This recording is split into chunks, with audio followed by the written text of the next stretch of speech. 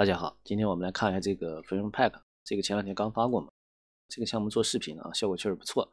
不过这个项目本身对这个资源的占用还是比较高的啊。当然它占用的不是显卡，显卡还行啊，主要是内存占的比较多啊，因为这个模型太大了。那么好多人留言说想要首尾帧这个功能，那么我们在网上给大家找到一个能用的版本啊。那么这个它是两个包嘛，一个是 1.0， 一个 1.1。先把这个 1.0 的解压当前文件夹或者解压其他地方都可以，大家自己选。然后把这个 1.0 升级包这个里面啊，这个有一个 1.1 的这个启动文件啊，把它直接复制过去就可以了。那么我这边呢已经解压完毕了，在这儿。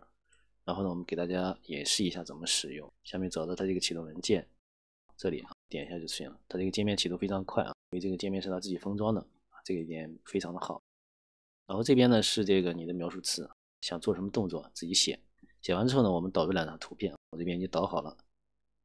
这个大家可以自己找两张这个你想要的这个图片。然后我们看下面，这个是批量生成嘛，这个好多人也想要啊，那么你自己选你的文件夹就可以了，把图片放进去。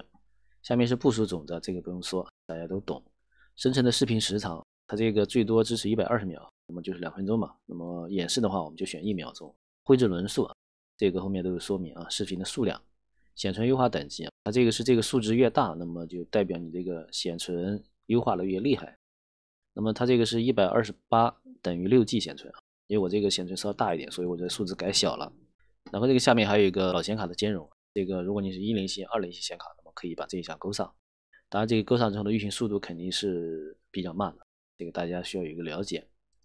其他没什么了，我们直接点这个开始。当然，我们这个开始之前点了，但是今天没法给大家看的一个结果，因为我这个机器跑不起来。因为这个项目本身就比较费内存。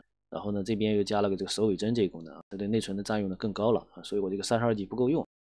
昨天试了一下，基本上就是这个1秒钟视频啊，需要跑4个小时啊，所以这个时间真的太长了。